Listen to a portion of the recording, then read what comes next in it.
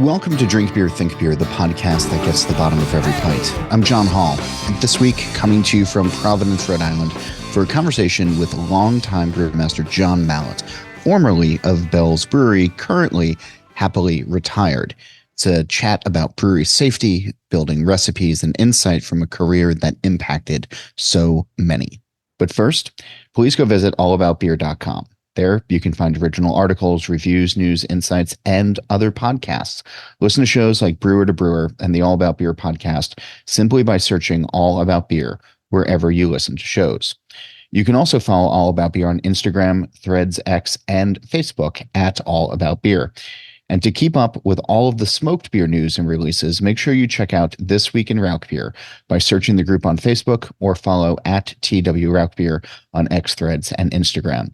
Glassware and apparel is available on allaboutbeer.com/merch. This show and all of the work we do, it's supported by you. Please go visit patreon.com/allaboutbeer. A few dollars goes a long way to help fund writers, photographers, creators, and editors. And if you'd like to learn more about advertising and supporting All About Beer, please email us at info@allaboutbeer.com. Last week, I was in Rhode Island to help judge the inaugural Rhode Worthy Beer Cup. It was happening alongside the State Brewers Guild Conference.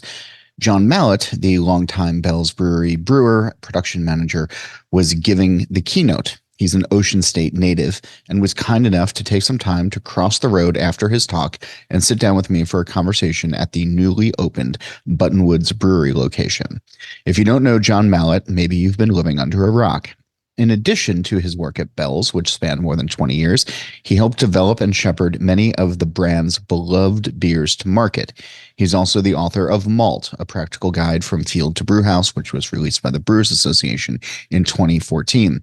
He served on many boards and technical committees, including the Master Brewers Association of the Americas, the Brewers Association, the Hop Quality Group, of which he was a founder, and the American Malting Barley Association. He retired a few years ago, but that doesn't mean he doesn't have anything left to share or teach. He's passionate about brewery safety, finding ways to bring creativity, knowledge, and passion to an industry that he has loved for so long. Here's our conversation. How's retirement? It's really good. I'm really enjoying not working right now, and that's quite a change for me because I was, as they say, in the shit for some 35 years. There was no off position on your switch when you were working. No. I mean, I just so loved working in the industry and supporting the industry and teaching and talking and all that. And, so you had your day job and then you had your other, stuff you were doing. And yeah. I really loved it. And I'll tell you right now that I've taken a break, it has been fantastic. I haven't lived anywhere close to my parents. I mean, my parents are like 1,000 miles from where I live. I haven't lived anywhere close to them in 30 years. You're getting older. Yeah. Wood needs to be split or a light bulb changed or whatever else. So it's really good to give back in that way. And it hasn't hurt to take a minute. Yeah. When you think back to the early days of your career, when you first got into beer, right? Yep. I mean, it was a different industry from what it is now. Was there an instance, was there a person, was there something that happened to you early on in your career that, looking back now, you think may have guided you?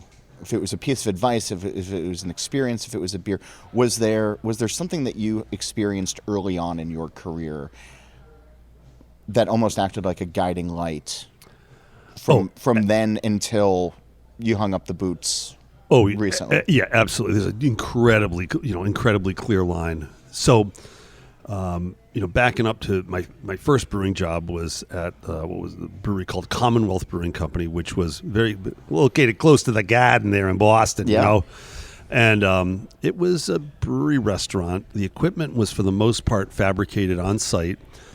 And I mean, in terms of cobbled together would be generous. Uh-huh. And I, that brewery's been long gone, so I can speak about that. Yeah. But I recognized, and we were untrained. and running a brewery. And I look back to that and think about the quality and safety implications that one was limited to by lack of education and lack of sort of engineering focus. Sure. And that sort of like the quality, the safety, and engineering all became things that were a through line through my professional career. And I thought, like this is either going to enhance or inhibit. And how do you make it so the easy decision is the right decision? So yeah, I can, the time that I walked in and I opened up the panels underneath the serving tanks and found that the wood floor there had overnight sprouted a field of mushrooms. Is that a microbiological issue?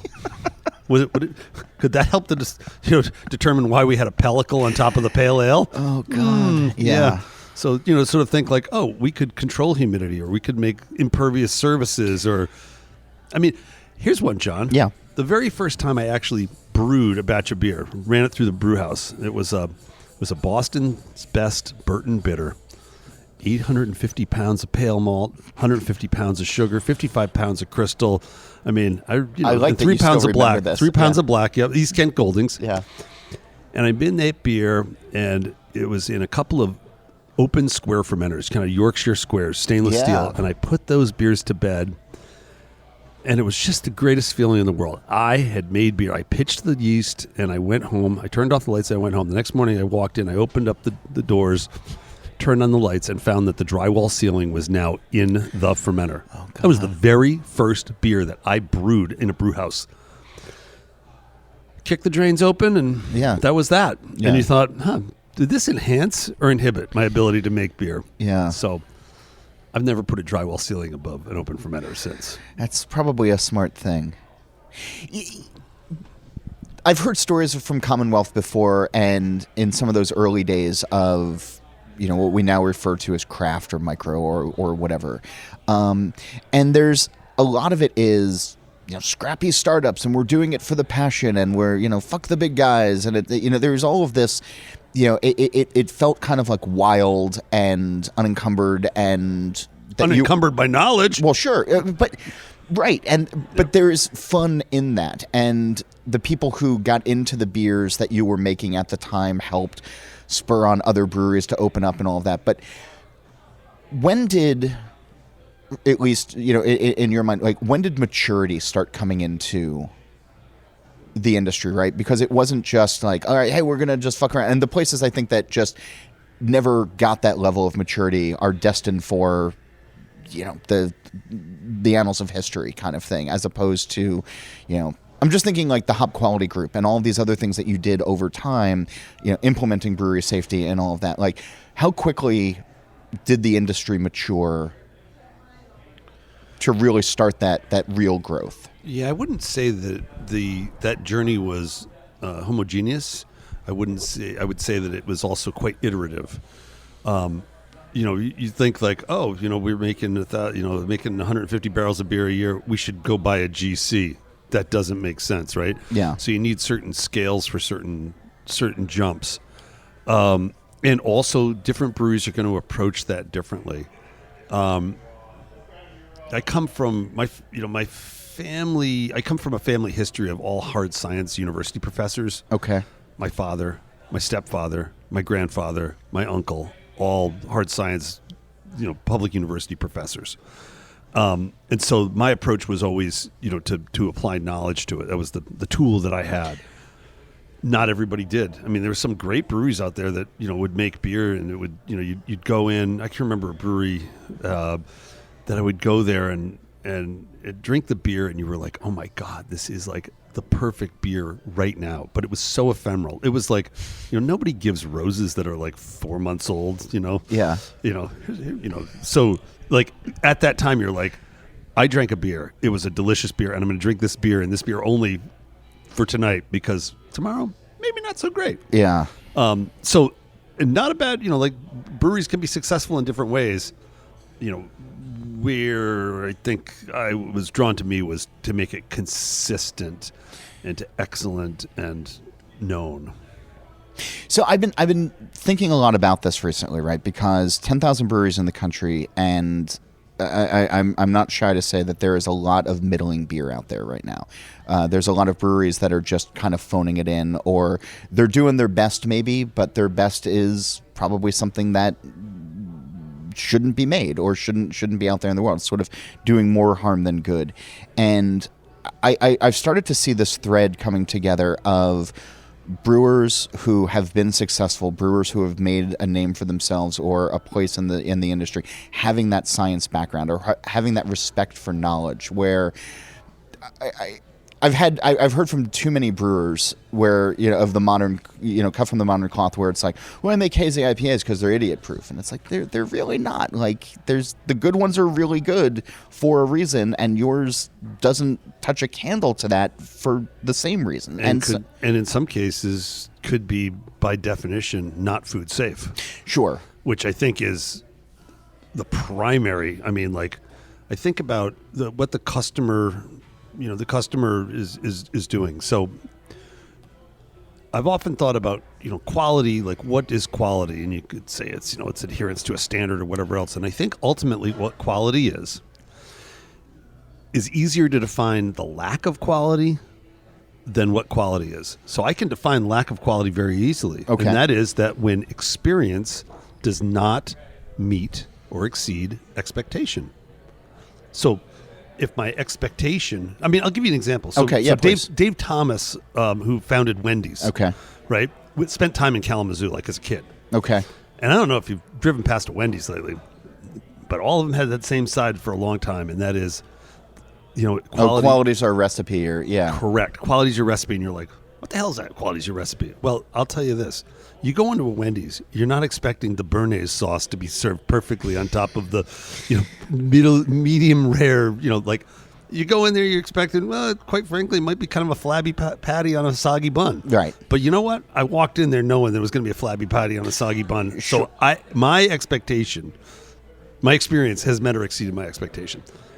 Show me the person who's like, I'm thinking about getting a beer, and well, if it's food safe, or if it's not food safe and it hurts me, well, I kind of expected that. So how do you make sure that doesn't happen? Yeah.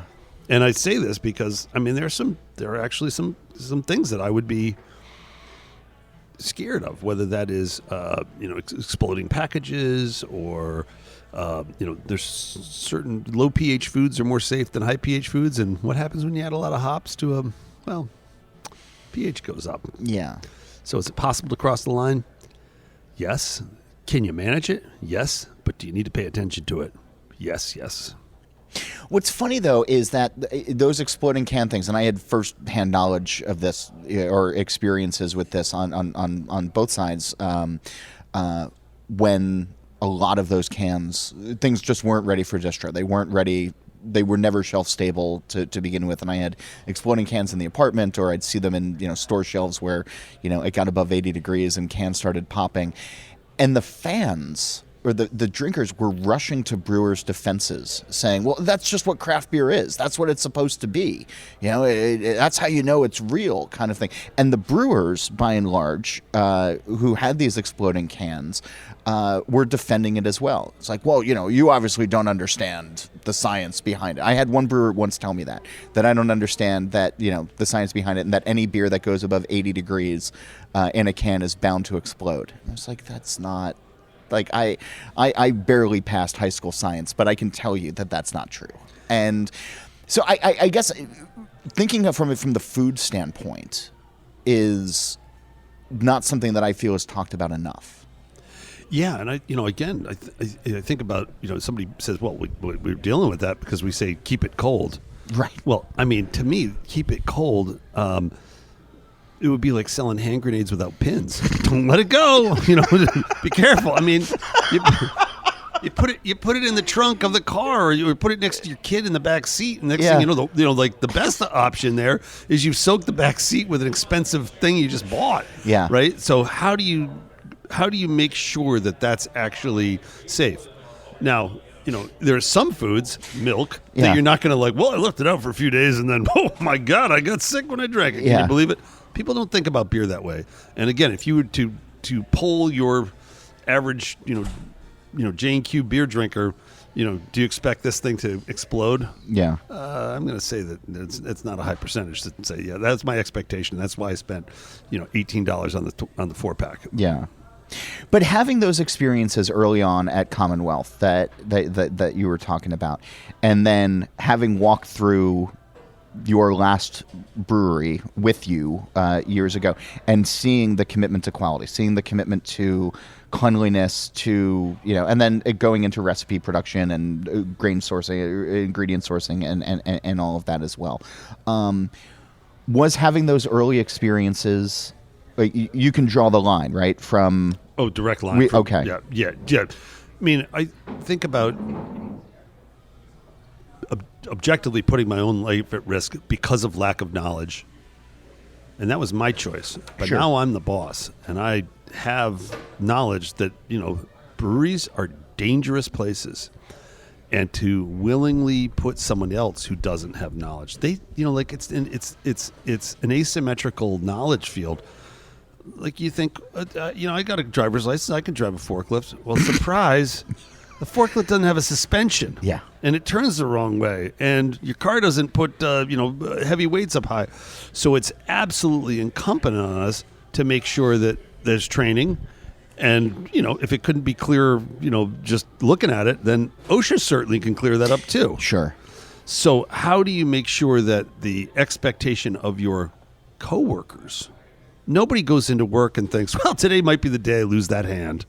Or today I don't walk out of the brewery under my own power. Or today I don't walk out of the brewery ever again.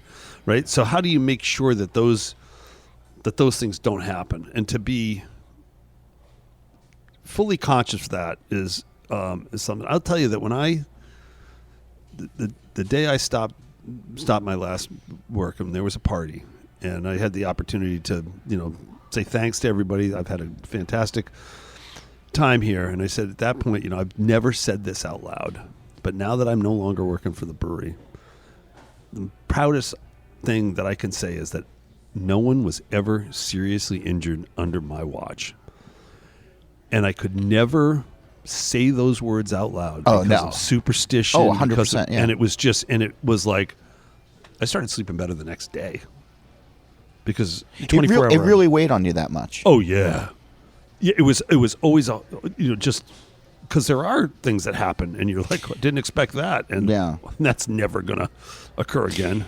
So there are things that come to mind when you're talking about this, right? I think of like boilovers and burns and like Terry Ferendorf, or there is the young man who was killed here in New England when they were washing the kegs and it exploded from the plastic kegs.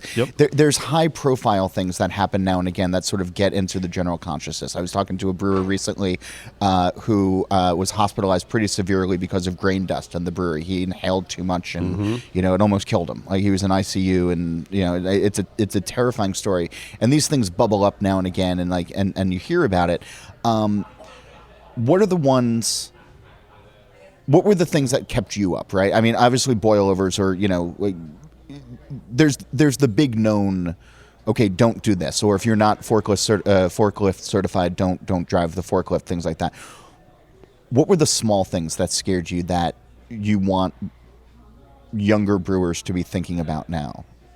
When you say you're sleeping better, what were like the small but potentially impactful things that kept you up? Well, I think that, like powered lift trucks, powered industrial equipment is really scary, because when you have an interaction between a human and one of those, there's only one way that's going, right? Squish.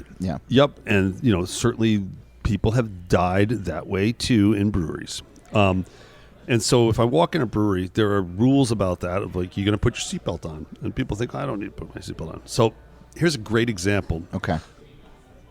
And I think about the stories that you can tell that are horrors, but there's also stories that don't get told, the things that didn't happen. So I was at Great American Beer Festival one year. It was the night before it was supposed to start. We were at a bar. My phone rings, and it's like, oh, listen, this thing just happened. And I'm like, oh, fuck. Oh, Jesus, what happened? So we had an operator who was offloading pallets from a truck. We were intaking pallets. It's the middle of the night. He's stripping pallets out of this truck. He's down to about the last stack of pallets. And all of a sudden, the landing gear of the truck was it was just the trailer there, not the cab had left. And all of a sudden, the front landing gear collapsed. And he's in a fork truck, in a truck. That's now down at like a... No, that's starting to fall. Okay. And it didn't fall like it wasn't just like a clean kind of thing. Oh, okay. And his quote to me was, I remembered my training. I hugged the steering wheel, and I braced for impact. Everything dropped. He was fine. He unbuckled the seatbelt that he was wearing because that's what you're supposed to do. Seatbelt. And he walked away. So where's the story there? Where's the headline that says, there was no headline? That's a great outcome. So, but you think like, when we're doing this training, is it really important? Well, for him, it sure as hell was. Yeah. For me, it sure as hell was. So that gave you, that's one of those things that you feel like, wow, that could have been really different and wouldn't have allowed me to say those words at the end of my career. Yeah. Wow. Hats off to the training team. Yeah, that no, drilled and that that's in, and hats off to the managers and the coworkers that would stop and say, like, "What the hell are you doing? Yeah. You got to wear your seatbelt." And there is something. I mean, a lot of the brewers today don't necessarily even have loading docks where trailers can pull up to it. But there are, even if it's two people in a brewery, even if it's one in a brewery, just having safety SOPs for a shop of one is important as well. Like, I'm not always amazed, but like I go through a lot of breweries and everything. Like, I don't know what the fuck I'm doing. Like, I don't ever touch anything because I don't know what's hot or what's not. Like, I'm not. Did that have caustic? Was that caustic on that, or was it just water? Yeah. Yep. But like, so many breweries have this open concept where you can be walking among the tanks that are openly, blowing off or like whatever. And it's like this. It feels like those young scrappy days, and maybe we shouldn't still be doing that. Well, I think the primary difference between the young scrappy days, when and I'll tell you that there was a point when we were manually cleaning tanks. Did we have a CO2 monitor? No. Did I knowingly go into a tank that had CO2, had high levels of CO2 to quickly just grab that thing? Yes, I did. And those were my choices. I wasn't trained. I look back at that at horror and then think, what would prevent the next person from doing that? The only thing that's going to prevent it is, you look at the OSHA has what they call, preventative controls. And so you think about, is it engineering control? Is it, do these kind of stepwise factions, can we not do it at all? These kinds of things. None of that methodology was in widespread knowledge or use in the small breweries at the time. And now the amount of resources that are out there. So can you find it? Yeah.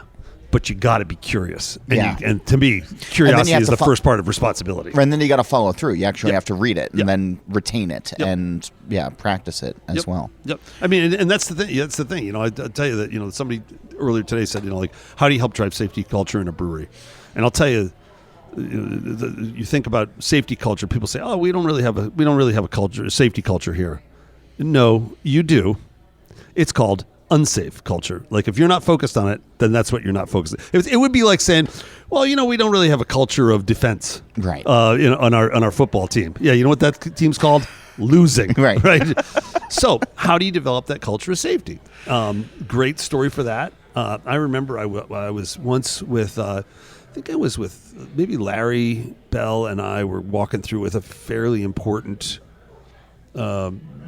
person or something. I can't remember the exact part. But anyways, I walked onto the production floor and my safety glasses were on my head. I stepped from the office area where you didn't need to wear safety glasses to the production floor where you did need to wear safety glasses. And I stepped in there, and one of the low-level packagers, she had the temerity in front of my boss to say, hey, Mallett, safety glasses. Can you believe believe that? I love that. So the next chance I had was we had a company-wide meeting, a set of meetings that we met with everybody, and I made it very clear that, listen, Laura over here, she did an amazing thing. She looked out for my safety. She stepped up, and so by promoting that idea of like the boss ain't immune. Yeah. The boss appreciates. That's how you drive that. It's like, a little bit of a little humility, I think, to say like we all screw up and we're all looking out for each other, and it wasn't like anybody was looking to do a getcha. Right. It was. It's just this. yeah. This is our expectation. We know why we do it. Yeah. And my assumption is you forgot, and she was correct. Yeah. Somehow I screwed that up. Thank And you, Laura. and the flip side also is, like having seen it, not said anything, and now you have a problem of the culture the other way of, well, I just figured you knew better, or like that the training didn't apply to you, and it just that's a great story. And by broadcasting that far and wide, like everybody else in that team is like, how do I get my name called out at that meeting? Like, wow, she just beat me. Like, you just have people walking around with a notebook following you, just waiting. Exactly, which would be great. Do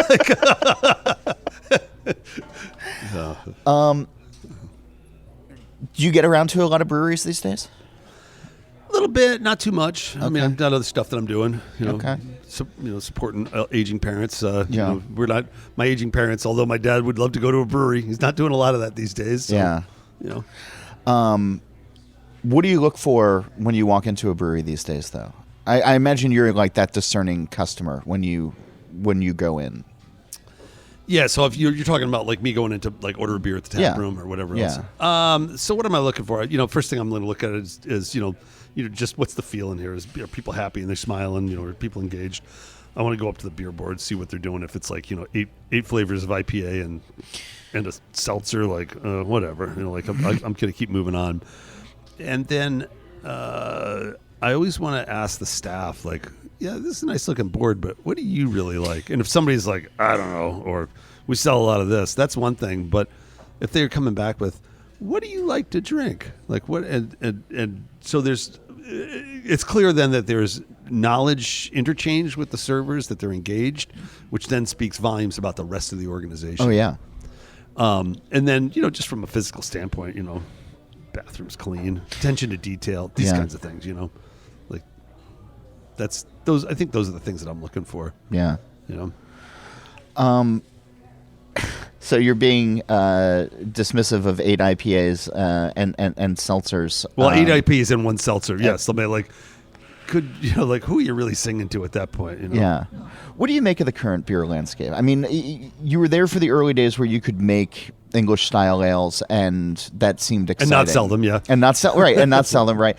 And then through you were a veteran of the IBU wars and did well with that. And I think about the beers that you were responsible for over time, and a lot of hop forward stuff and. Correction there. It was my team. Okay. I didn't, Well, sitting up in your office. Nobody looks at the ringmaster and says, wow, that was an amazing double backflip in the trapeze. The really competent people were actually doing the work. You were present for a lot of this as well. What do you make of like where things are at right now in the industry? Oh, it's so crowded. It's so like, how do you get the differentiation? How do you actually get the traction? That's a different. There was a day when you couldn't find somebody who could competently build a fermenter, for a reasonable amount of money or at the right scale or whatever. And those, that's problem's been solved. Now the problem is finding the drinker, and more importantly, interacting with the beer lover to be able to present your value proposition of like, here's why this is interesting or valuable. And I think it varies by brewery size. Like if you think about if you're a large brewery and you say like all of our ingredients are sourced within 20 miles of here. Wait a minute, I'm drinking your beer like 2,000 miles away. Why is that? Like what the fuck do I care if it's just grown in Michigan or not? Yeah, that's really different thing than if you sell most of your beer within a 20-mile radius. And by the way, it all came from within a 20-mile. That's a really powerful piece. Yeah, and that may have greater resonance, and you don't have to sell as much beer because you're a tiny brewery. Yeah. So I think that's a really, the modern brewery, when I say brewer, I don't mean the person making word. I mean marketing, HR, finance, packager. The modern brewer has got a different set of challenges. And to me, that's primarily about how you're interacting with the beer lover. So the beer lover. So that's now the second time you've said that, and I'm curious about this because I feel like there's older guys like us who have been doing this a while, and we we love the stuff. We love the romance of it. We love the flavor, the nuance. We're excited to try something new, like to fall back on older things. And then I look at my nephews and my niece who are all newly minted 21 or thereabouts, and they drink. They don't necessarily like have a passion for it. They just like whatever flavor is in front of them. It's not that scrappy upstart. It's not those like oh, I'm in this club, or oh, I'm in this like with like-minded people who you show up at a party these days and the coolers are filled with various different things, and it's I don't know if there's even a question here, but it's just the beer lover. I don't even know if that exists on in the younger generation these days as much as it is, oh, I like these drinks, or I like, to drink, and sometimes I'm drinking wine, and sometimes that wine is natural wine, and sometimes I'm in the mood for a fancy, cross-drinking is more popular than ever before, and it's, so I don't know, who do you see as the beer lover, I guess, is the... Well, so in reference to these, these young kids... these kids today. I'm gonna back up a second and say... my dad once told me there are two types of people in this world. Assholes who make sweeping generalizations. Yeah. And he never finished it for me, John. I was hoping maybe you could help me. No, that's fine. So in terms of the homogeneity of the population, when we first started, when us older guys first started drinking, the beer drinker, the beer lover, yeah, light beer sounds great, right? Yeah. Like we were a small subset. So the fact that subset grew and is now fractured and fragmented again, I've got a what do they call it? Newly legal drinking age, NLDA, right? So it's young, like the sweet spot for marketers, right? Yeah. So I have my younger kid is an NLDA. Now, does he love a Casey Brewing and Bottling? Fantastic brewery, by the way. Yeah. Colorado. Sure. Beautiful, sour, fruited, does he love one of those? Absolutely. Is he making the money to be able to buy them on a regular basis? Hell no. So he drinks, he's a cross drinker there. Will he choose that? Yes, he would. But his old man didn't open up the pocketbook for him. Yeah. And so I think that's kind of always existed. However, the number of options of a quality level like that, I think I'm going to go get some scratch from Southern, Illinois, or Blackberry Farm, or whatever else. Like it's there's more places to get those things in that interesting way, and maybe there's a price point of this is the quality level I can. That's a good value for me. Yeah. So. How's that for not answering your question? No, I like it. I think that's a perfectly wonderful evasive maneuver that you did there. So thank you. But this is one of the things that I've been struggling with. Right, is when we first started. Right, and I love that your kid is drinking Casey beers when he can, because I think what Troy's doing is great. But when we first started drinking, or at least when I first started drinking, right, there's diversity on tap lists. It was, okay, I could walk in and get a Belgian quad, or I could get an English mild, or I could get, and some were really good and some were not. But you got to learn over time, what was good, what was not. The import aisle was exciting. And now I think if somebody starts off drinking a hazy IPA at 21, and it's hard to then grow a beer knowledge or to become the beer lover that you were talking about, of you might love a beer or you may love a beer style, but it was exciting to have, a Guinness lead you into a proper porter that would lead you into, the ESBs and the milds and the things like having gateway beers that opened up this wide palette. And I wonder if some of those beers that people are starting off with now, are they gateway beers, or are they just, I don't know, a single stop? Is that fair? Yeah, I feel like you need to interview somebody else to ask that question, because I just don't have that great insight into what, I'll certainly talk to my kid, sure, with kids, what they like, but that's not universal. So then I guess, what is a style that you would love to see people drink more of or to discover?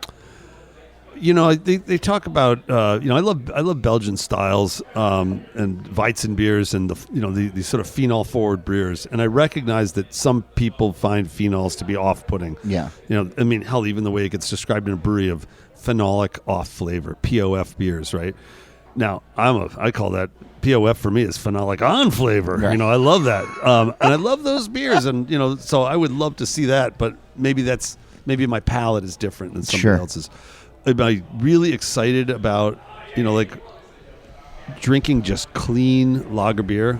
I mean, even when I was like, throw more BUs at it and, like ramp it up. Like when I would like go to Munich, I'm going to Augustiner. Yeah. I'm going to drink, I might be making hazy IPA or Imperial IPA, but when in Munich, there's an Augustiner in front of me, right? And so those beers to me are just like really, really good. So that's been a really positive thing in the last few years. Okay. And it's classic as well, and it has that tradition, it has that history behind it as well. Like those beers feel important when you're drinking them, even if you're not thinking about the importance. Agreed. So to that point, native son of Rhode Island, we're here in Rhode Island right now. Being from New Jersey, which is often maligned in a completely unfair way, I feel like the only other state that gets it worse than we do is Rhode Island. Rhode Island's not actually a state. The Commonwealth. I'm sorry. No, I think it's a unit of measure. Okay. Every time you really a glacier the size of 2 Rhode Islands has fallen. By the way, 1,000 square miles in Rhode Island. So Belgium is 12 times as large as Rhode Island. But you were telling me before we started, this is an important beer state. Yeah. I mean, it's like it's made contributions to beer that maybe we don't often think about. Yeah, I mean, at one point the largest ale brewery in the country, Narragansett, was here, and I think that's cool. That's pretty neat. I mean, fast forward many years, Hop Quality Group, which has been very important for communicating the needs of all sort of craft brewers, especially dry hop focused craft brewers, to the hop industry as a whole. The roots of that were here in Providence. I mean, we're sitting maybe a half a mile away from the first time that a group of concerned brewers got together to talk about changes in the sort of supply chain landscape. Where'd you all meet? So we was, I think it was 2010. It was the World Brewing Congress, which was a joint meeting of the Master Brewers Association of the Americas and the American Society of Brewing Chemists, I think that's, I can't remember who. Anyways, it was at the Providence Civic Center or Providence Convention Center, and that was the year that just after Anheuser-Busch, Legacy Anheuser-Busch, was purchased by InBev and became ABI. And at that point, Anheuser-Busch had a PhD hop chemist named Val Peacock who sort of led their quality efforts of interfacing with farms and with merchant processors. And as part of the realignment of the company, certainly no value judgment here. They decided we don't need this role anymore. And there was a group of us brewers that thought, like, wait a minute, we've seen the Western before, and when the sheriff leaves town, so we got together and to try and think how we could jointly impact, because there was no other ABI-sized company that could do this, but we recognized many hands, light work, and so it was like, Zach Bedinger of New Belgium and Tom Nielsen from Sierra Nevada and Vinny Treluzzo of Russian River and Matt Brynelson of Firestone Walker and a couple of Dave Grinnell Boston Beer. We were like, hey, you got a minute? And we sat in a room and we said we could do this, and we did it. And that was the start of that organization. It was and it's still going strong. Oh my God, yeah. I mean, in a great way. I mean, the work that is done. I think one of the things that I always really appreciated about the hop quality group, and it's such a small thing, was at selection prior to the hop quality group, one of the moves was jump in this pile of hops and take your picture and throw it up on Facebook or something. And then you guys put a stop to that because it's like food quality. Like, yeah. Nobody wants to eat the cake topped with the whipped cream that the brewer swam in. Right. And by the way, and I know it's done much more important work than that, but that's one of those tangible things that I think about often. Yeah. And I think that just it was very creative work in terms of like if you're trying to send a message about the importance of quality, because I mean, a farmer's a farmer, and they're like, what do they know? Sun comes up in the morning and goes down at night, and you sell the hops, right? Yeah. Well, it's important how those hops are used, and you think about legacy large brewer, those hops go in the kettle, and from a food safety perspective, that's called a kill step. The hops that I bought, the majority of the hops that I have purchased over my brewing career never saw a kettle. They went into beer that never went through that thermal kill step. So that's different. Here in Rhode Island, we got a lot of seagulls, and I'll tell you, watch a seagull take off, and what's the first thing it does? Lightens the load, right? That's the case with losing ballast. Yeah, it loses ballast, right? And you think about it's one thing to have whatever microorganisms are in that bird boiled, still be pretty disgusting. Yeah, but unboiled, not great. So. And the farmer is like, well, we just make hops and we sell them. Like, they didn't recognize that there was no knowledge of like how this was being used. Yeah. And as soon as you say that, they're like, what? Oh, yeah. Oh, yeah. Okay. That's well, I can pretty see fucking gross. Yeah, I can see why you might want to do that. Here, I'm going to give you 2 beers. This one has a drop of seagull poop in it, and the other one doesn't. Which one are you going to drink? Right. No question. I feel like we're also in this weird, or maybe not anymore, but there was that weird time in craft where somebody would have done that. Yeah. I mean, after Wynkoop and the bull testicles, I just feel like... Oh, we did that. Yeah. Rocky Mountain Oyster Did you Stout. make one too? Oh, yeah. Okay. Yeah, Larry did it for a homebrew national homebrew conference or whatever. It was pretty fun. Okay. Before or after Wynkoop? I think it was before. I don't know. I don't know that anybody had done it before us. I don't know when Wynkoop did it, but they did it as an April Fool's Day joke one year, and people thought that it was like I would try that, and so they made it for real, and that's why I don't trust April Fool's Day jokes anymore. I mean, I want to say we did this probably 15, 20 years ago. It was for a homebrew conference. It was for a homebrew conference, so it wasn't like we didn't put it out there commercially. Okay. Did Larry make that himself, or did he farm that out to the team? He homebrewed it, yeah. But we were like workshopping ideas back and forth. Like, wouldn't it be, oh my God, yeah, let's do it, yeah. Okay. That's there's a bit of history that I didn't know existed. Oh, yeah. That's fairly gross. So we've been talking a lot about quality, and I'm noticing your glass is getting empty, so I don't want to keep you too much longer. But knowing what you know from your career, from all of your experiences, knowing where the industry is at these days and the brewers that are out there, if you could offer advice, or you could offer homework maybe to the younger brewers these days, the ones that are maybe in planning or, are still young enough and nimble enough where they can, transition or, make the necessary changes. What's the advice or what's the homework that you give them? So 2 things I would say. One is get educated, and there's a lot of ways you can do that. And I think that many brewers are unaware of some of the options. You think like, I don't have the time, I don't have the resources, I don't have the money, whatever it is, right?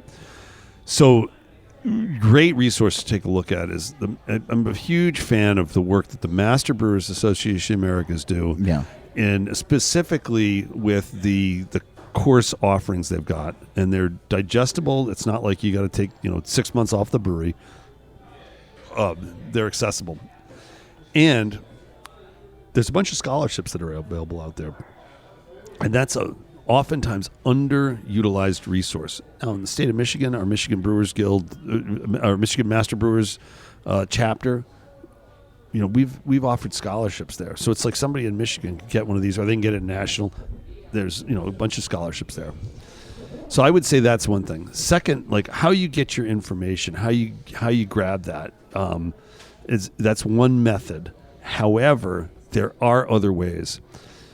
In the Brewers Association, there's a great technical committee, and that technical committee is then broken further down into technical subcommittees. So there's one on sort of raw materials, there's one on safety, there's one on sustainability, there's one on quality, there's one, all these different things. And getting involved with a group like that, you think, well, I don't really have the chops.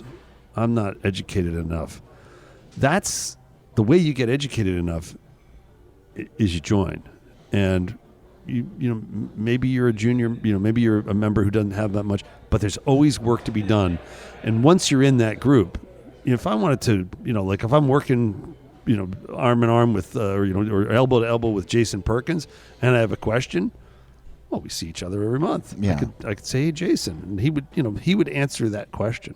So getting involved, it's not going to get paid. You're not going to get paid. It's going to take a little time out of your out of your week or month or whatever. Not that much, but that's the way you get fantastic information. That's the way you get fantastic access to truly global talent. I like that. That's good homework. All right, so to wrap up, I've been asking folks on the show for a while now what I call the green door question. There's a television show called The Good Place. And in the final season, I don't watch television. I know. So Well, that's what I'm going to give you. I'm going to give you the head. I'm going to lay this out for you.